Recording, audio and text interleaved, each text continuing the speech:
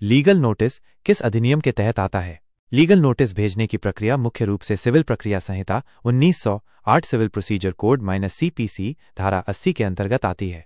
धारा 80 CPC notice to government और public officer. अगर कोई व्यक्ति केंद्र सरकार, राज्य सरकार या किसी सरकारी अधिकारी के खिलाफ मुकदमा दायर करना चाहता है तो उसे पहले 2 महीने पहले एक लिखित लीगल नोटिस देना अनिवार्य है।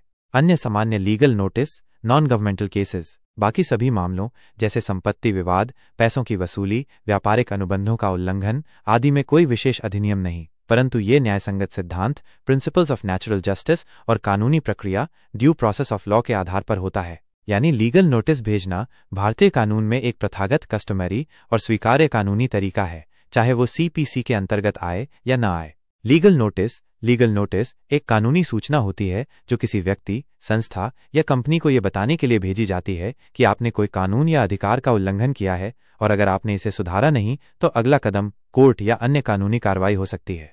उदाहरण, आपने किसी को पैसा उधार दिया और वो वापस नहीं कर रहा, मकान मालिक किराया नहीं दे रहा, सरकारी विभाग ने मनमानी की, शादी के मामले, संपत्ति विवाद, काम से निकाले जाने के केस इत्यादि। नोटिस कौन भेज सकता है? कोई भी व्यक्ति या संस्था जो ये मानता है कि उसके अधिकारों का हनन हुआ है वो वकील के माध्यम से या स्वयं नोटिस भेज सकता है।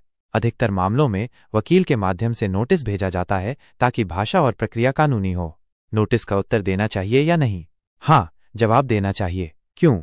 1. आप अपनी बात रखने का मौका नहीं खोते। अगर आपने कुछ गलत नहीं किया है तो आप इसका स्पष्टीकरण दे सकते हैं। 2. कोर्ट जाने से पहले मामला सुलझ सकता है। कई बार सिर्फ नोटिस का जवाब देने से ही विवाद सुलझ जाता है। 3. जवाब न देने से आपकी चुप्पी को स्वीकृति माना जा सकता है। कभी कभी लोग सोचते हैं कि जवाब नहीं देंगे तो मामला खत्म हो जाएगा, ये गलतफहमी है। अगर नोटिस का उत्तर न दें तो क्या हो सकता है?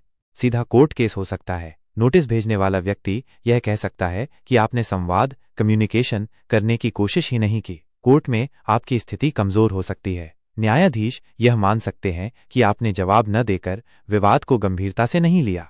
क्या करें जब नोटिस मिले? 1. नोटिस को ध्यान से पढ़ें। 2. अगर समझ न आए तो तुरंत वकील से संपर्क करें। 3. सच्चाई के आधार पर दस्तावेज और साक्ष्य तैयार करें। 4. समय पर उत्तर भेजें। आमतौर पर 15-30 दिन का समय होता है। यदि आप और ऐसी जानकारी चाहते हैं तो कृपया YouTube चैनल RTI ऑनलाइन को सब्सक्राइब करें।